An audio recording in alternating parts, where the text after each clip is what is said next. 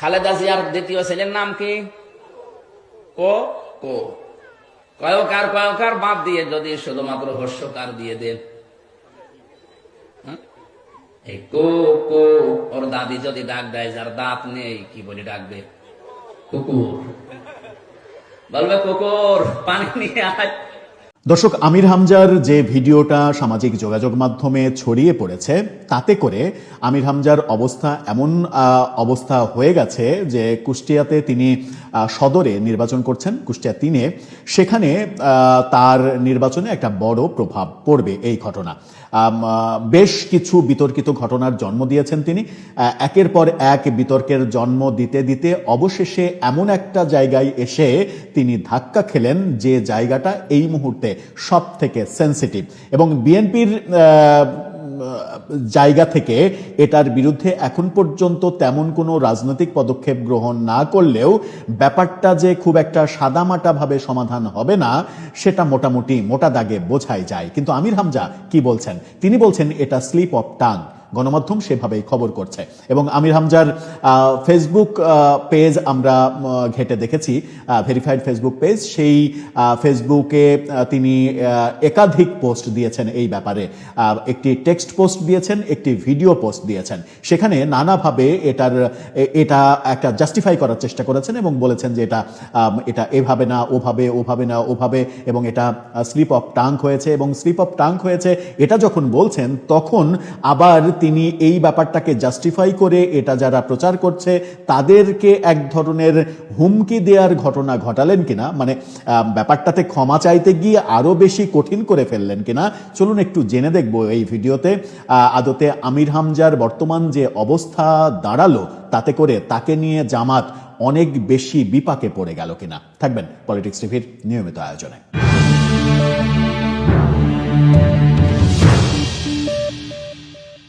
দর্শক, বলছি ইসলামী বক্তা আমির হামজার কথা। বহু বিতর্ক জন্ম দিয়েছেন তিনি। ওয়াজ মাহফিলে ডিরেক্ট বলেন হুজুর কিন্তু ভার্সিটির মাল, এভাবে কথা বলেন। আবার কয়েকদিন আগে বললেন জাহাঙ্গীরনগর বিশ্ববিদ্যালয়ে তিনি ভর্তি পরীক্ষায় চান্স পেয়েছিলেন, সেখানে রাতে হলে থাকলেন, সকালবেলায় উঠে দেখলেন যে বিশ্ববিদ্যালয়ের ছেলেরা মদ দিয়ে কুলি করে। এই কথা বলার পরে বিশাল বিপদে পড়ে গেলেন। তারপরে তিনি ক্ষমা চাইলেন, তার ভুল হয়েছে, এটা হয়েছে, ওটা হয়েছে।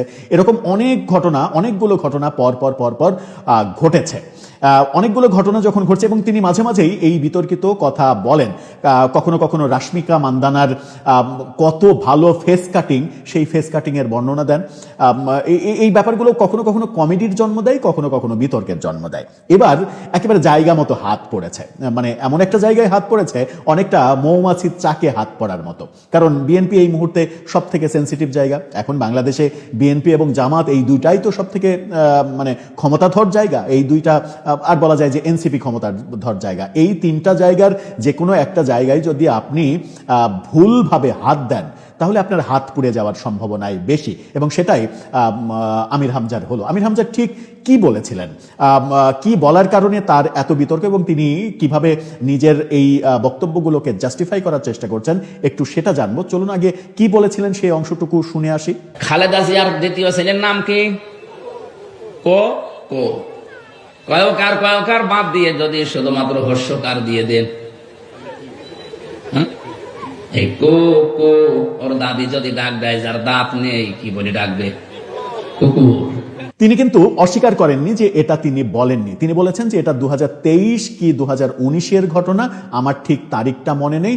আমি মানুষের নামের সৌন্দর্যের বর্ণনা দিতে গিয়ে এভাবে বলেছিলাম যে আমাদের দেশে অনেক মানুষ আছে যাদের দাঁত নেই, বুড়ো, তারা কো কো বলতে পারে না, কু কু বলে। ওটাকেই ব্যঙ্গ করে আমি মানে তার ব্যাখ্যা যে গ্রহণযোগ্য হবে না, এটা তো খুবই স্বাভাবিক, কারণ তিনি একটা বড় ভুল করে ফেলেছেন। হ্যাঁ, তিনি বলছেন যে এটা পুরনো ভিডিও, এটা রাজনৈতিক ফায়দা লোটার জন্য এখন প্রচার করা হচ্ছে। খুবই ভালো কথা, রাজনৈতিক ফায়দা লোটার জন্য প্রচার করা হচ্ছে, মেনে নেওয়া গেল। কিন্তু আপনি একটা ওয়াজ মাহফিলে যেখানে দ্বীনের কথা হয়, যেখানে ইসলামের কথা হয়, যেখানে মানুষকে আপনি ভালো পথে আনবেন, সেখানে কি মানুষের নাম নিয়ে এই ধরনের গীবত কিংবা এই ধরনের ব্যঙ্গ করা, এই ধরনের বিকৃত করা এবং নিকৃষ্টতম বিকৃতি করা, মানুষকে মানে অচ্ছুত এবং অপবিত্র প্রাণীর সঙ্গে তুলনা করে প্রাণীর নামের সঙ্গে মিলিয়ে ফেলা, এটা কি ধর্ম কখনোই জাস্টিফাই করে কিংবা ধর্ম অনুমতি দেয়? ধর্ম বলে মানুষের নাম বিকৃত করা কবিরা গুনাহ। তো এটা যদি হয় তাহলে আপনি মানে যেটা ধর্মীয় ওয়াজ মাহফিল, আপনি ধর্মের কথা বলছেন, সেখানে আপনি এই ধরনের একটা কথা বলছেন, অথচ আপনি একজন বিদ্বান মানুষ, জ্ঞানী মানুষ, আপনি ইসলাম কি বলছে, কোরআন কি বলছে, হাদিস কি বলছে, বড় বড় আলেমরা কি বলছেন, সবই আপনি জানেন। তো সবই আপনি যখন জানেন তখন এটাও জানেন যে মানুষের নাম বিকৃত করা গর্হিত একটা অপরাধ, ইসলাম যেটাকে সমর্থন করে না, সেই কাজটা আপনি করছেন। এটা কি আপনি জেনে করছেন নাকি না জেনে করছেন? যেভাবেই হোক আপনি করেছেন, কিন্তু আপনি এখনকার প্রচারটাকে বলছেন যে রাজনৈতিক ফায়দা লোটার জন্য এটা করা হয়েছে। আবার বলছেন যে এটা তার আপনার স্লিপ অফ টাং। এই যে সাম্প্রতিক সময়ে স্লিপ অফ টাং এই ব্যাপারটা এত বেশি জনপ্রিয় হয়েছে, আপনাদেরই এক নেতা বললেন যে তার মানে এনসিপি নেতা আক্তার হোসেনকে তার সিট ছেড়ে দেওয়া, এটা হযরত ইব্রাহিম আলাইহিস সালামের যে কোরবানি, সেই কোরবানির চাইতেও বড় কোরবানি, নিজের সিট ছেড়ে দেওয়াটাকে, সেটা মানে ধর্ম অবমাননা হলো না। আবার আপনাদের নেতা বলছে যে রোজা এবং পূজা এই দুটা মুদ্রার এপিটোপিট, সেটা ধর্ম অবমাননা হচ্ছে না। আবার যখন মানে এই সব জায়গায় কিন্তু স্লিপ অফ টাং হচ্ছে, সবাই বলছে এটা স্লিপ অফ টাং হচ্ছে। আবার জুলাই যোদ্ধা, আমরা হবিগঞ্জের যে ঘটনা দেখলাম যে এসআই পুড়িয়ে দিচ্ছে, থানা পুড়িয়ে দিচ্ছে, তিনি আবার পরবর্তী ভিডিও করে বলছেন স্লিপ অফ টাং হয়েছে। ইদানিং এই স্লিপ অফ টাংটা অনেক বেশি জনপ্রিয় হয়ে যাচ্ছে। মানে আপনারা কিছু করলে, আপনারা ভয়াবহ কিছু করলে, সেটা একটা স্লিপ অফ টাং বলেই সেটার থেকে মুক্তি পাওয়া সম্ভব। কিন্তু মিথ্যা বানোয়াট অভিযোগ তুলে দীপু দাসদের জ্বালিয়ে পুড়িয়ে ঝুলিয়ে পিটিয়ে কুৎসিতভাবে, নগ্নভাবে, মানবাধিকার লঙ্ঘনের নিকৃষ্টতম ওয়েতে পুড়িয়ে মারা হয়, কিন্তু সেই ঘটনায় কিছুই আপনারা বলেন না। আপনারা যখন বাউল একটা মানে আপনি বলেছেন, তিনি তার ভিডিও বার্তায় যেটা বলেছেন যে 1.5 ঘন্টা 2 ঘন্টার ওয়াজে 8 সেকেন্ড 10 সেকেন্ড একটা স্লিপ অফ টাং হতেই পারে। তো 1.5 ঘন্টার ওয়াজ না শুনে এটা বলা ঠিক না, এটা বলছেন, খুবই ভালো কথা।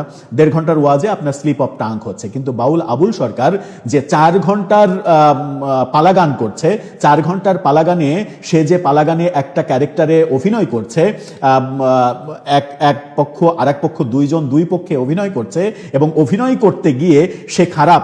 একটা সিনেমাতে ভিলেন যখন অভিনয় করে, ভিলেনের চরিত্রে মিশা সওদাগর কিংবা হুমায়ুন ফরিদি, রাজীব, এটিএম শামসুজ্জামান, যাদের কথাই বলি, ভিলেনের চরিত্রে যখন অভিনয় করে তিনি তো খারাপ কাজ করেন। তার মানে কি এটিএম শামসুজ্জামান কিংবা হুমায়ুন ফরিদি তারা ব্যক্তি জীবনে খারাপ মানুষ? তা তো নয়। তিনি খারাপ মানুষের চরিত্রে অভিনয় করছেন এবং অভিনয় করে মানুষকে বোঝাচ্ছেন যে এই চরিত্রটা খারাপ, এই চরিত্রটা বর্জনীয়। কিন্তু হুমায়ুন ফরিদি, এটিএম শামসুজ্জামান কিংবা মিশা সওদাগর কিংবা রাজীব, তারা কিন্তু খারাপ চরিত্র না। এই যে বাউল আবুল সরকার একটা পার্ট গাইলেন, একটা পার্টে অভিনয় করলেন, অভিনয় করে একটা ক্যারেক্টার প্লে করতে গিয়ে সেই ক্যারেক্টার খারাপ, মানে দিনের বিরুদ্ধে কথা বলছে, সেই ক্যারেক্টার যে কথা বলবে সেই কথা বলার পরে তিনি আবার মানে তার 4 ঘন্টার পালাগানে তিনি যুক্তি দিয়ে বোঝাচ্ছেন আদতে তার যে অবস্থান, সেই অবস্থানটা ভুল। এই যে পালাগানের একজন আরেকজনের কথার পিঠে কথা বলা এবং যুক্তি তর্কের মাধ্যমে শেষ বেলায় গিয়ে কনক্লুশনে আসা যে তারা দিনের পথের মানুষ, এই পালাগানের পুরো ব্যাপারটা বিশ্লেষণ না করে আপনারা সবাই ধুয়ো তুললেন যে আবুল সরকার ধর্ম অবমাননা করেছে, তাকে জেলে পাঠিয়ে দিলেন। আবুল সরকারকে কি একবার সুযোগ দিয়েছেন স্লিপ অফ টাং বলার? আবুল সরকারকে তো একবারও সুযোগ দেননি স্লিপ অফ টাং বলার। আপনি বলছেন যে স্লিপ অফ টাং হয়েছে। আপনার আমির হামজার ফেসবুক পোস্টটা আপনারা দেখে নিন। সেই ফেসবুক পোস্টে তিনি প্রথমে আরাফাত রহমান কোকর এই ব্যাপারে মানে জান্নাতুল ফেরদৌস পর্যন্ত পৌঁছে দিয়েছেন, খুবই ভালো কথা, তার উপলব্ধি হয়েছে, এখন ভালো কথা বলতে হবে। কিন্তু তিনি মানে তার যে ভিডিও বার্তা, সেই ভিডিও বার্তায় 2-3টা ভয়াবহ কথা বলেছেন। একটা হচ্ছে তিনি বলছেন যে রাজনৈতিক ফায়দা লোটার জন্য যারা এই কাজ করছেন তারা ঠিক কাজ করছেন না, এক ধরনের হুমকির সুরে বলেছেন। এবং তিনি বলছেন কি, এসব করে কোনো লাভ হবে না, আশা করি আপনারা থামবেন। মানে এই যে রাজনৈতিক ফায়দা লোটার জন্য যা করা হচ্ছে এসব করে কোনো লাভ হবে না। আশা করি আপনারা থামবেন, থেমে যাবেন। তিনি উদাহরণ হিসেবে বলছেন যে মানে কত আপনারাও তো কত ভুল করেন, কত কিছু করেন, এবং তিনি আবারও মানে মানে সেটা এই ব্যাপারটা যুক্তি খণ্ডন করতে গিয়ে বেগম খালেদা জিয়ার মারা যাওয়ার ওই প্রসঙ্গ নিয়ে এসে তিনি বলছেন কি আপনারাও তো কদিন আগে মরহুমা এই ব্যাপারটা নিয়ে কত হাসাহাসির জন্ম দিলেন। এরকম উদাহরণও দিয়েছেন। তার মানে হচ্ছে যে তিনি ব্যাপারটাকে সফটলি দেখছেন না, তিনি বরং ব্যাপারটাকে হার্ডলি দেখছেন যে তার বিরুদ্ধে কেন কথা বলা হচ্ছে কিংবা এই ভিডিওটা কেন ছড়িয়ে দেওয়া হচ্ছে, এই ভিডিওর কেন সমালোচনা করা হচ্ছে। কিন্তু তিনি একবারও ভাবছেন না যে একের পর এক তিনি এই ধরনের মানে বিতর্ক তৈরি করছেন। বিতর্ক তৈরি করা যদি তার কাজ হয়, আমার মনে হয় যে দল হিসেবে জামাতেরও ভাবা উচিত যে জামাত এই ধরনের বিতর্কিত ব্যক্তিদের সামনে এগিয়ে দিয়ে, জনগণের কাতারে এগিয়ে দিয়ে তাদের নিজের দলকে, দলের ইমেজকে নষ্ট করবে কিনা। দলের ইমেজ এদেরকে দিয়ে যদি নষ্টই হয় তাহলে এদেরকে আমার মনে হয় সামনে এগিয়ে দেওয়াটা উচিত হচ্ছে না। আপনারা যে কেউ মুফতি আমির হামজার ফেসবুক পেজে গিয়ে এই সম্পর্কিত তিনি যে ভিডিও বার্তাটা দিয়েছেন সেই ভিডিও বার্তাটা দেখে নিন। দেখে নিলে আপনি বুঝবেন যে তার মধ্যে এই ভিডিও বার্তায় তিনি যা যা বলেছেন এই কথাতে কোনোভাবেই প্রমাণ হয় না যে ভিডিও ছড়িয়ে পড়েছে এবং যে কাণ্ড তিনি করেছেন, কোকোকে কুকুর বলে মানে একটা বিশ্রী, অমানবিক, শিষ্টাচার বহির্ভূত যে কর্মকাণ্ডটা তিনি করেছেন, সেটা পৃথিবীতে যত সালের ঘটনাই হোক, যে কাজটা করেছেন সেই কাজের ব্যাপারে বিন্দুমাত্র তার অনুতাপ তৈরি হয়েছে, এটা অন্তত তার ওই ভিডিও বার্তা দেখে আমার মনে হয়নি। মনে হয়েছে তিনি বরং অনেক বেশি খেপে গেছেন এই ভিডিও যারা প্রচার করছে তাদের বিরুদ্ধে, এবং তিনি তাদেরকে শাসিয়ে বলছেন এসব করে কোনো লাভ হবে না, আপনারা নিশ্চয়ই এখন থামবেন। অর্থাৎ তাদেরকে থামতে হবে, তিনি থামবেন না, যারা এটার সমালোচনা করছে তাদেরকে থামতে হবে। ব্যাপারটা আমার মনে হয় খুব একটা শোভন হচ্ছে না। বিএনপি এখন পর্যন্ত এটার ব্যাপারে দলীয় তাদের অবস্থান ব্যক্ত করেনি। বিএনপিকে গত 16-17 মাস ধরেই বিভিন্ন বিষয়ে, রাজনৈতিক বিভিন্ন বিষয়ে বেশ নমনীয় দেখা যাচ্ছে বিএনপির হাইকমান্ডকে। অবশ্য বিএনপি তৃণমূলকে না, তৃণমূল অনেক বেশি এগ্রেসিভ। তৃণমূলের বিরুদ্ধে প্রচুর অভিযোগ রয়েছে, তারা এত বেশি এগ্রেসিভ মানে সেটা ভাষায় প্রকাশ করার মতো না। কিন্তু বিএনপির হাইকমান্ড খুবই কুল হয়ে, খুবই ঠান্ডা মাথায় তারা এগোচ্ছে, এবং অনেকটা বলা যায় যে মেনে নেওয়ার যে ক্যাপাসিটি, সেই ক্যাপাসিটি বিল্ড আপ হয়েছে তাদের অনেক বেশি। তারা প্রতিনিয়ত মেনে নিচ্ছে, স্যাক্রিফাইস করছে, এবং কি বলবো যে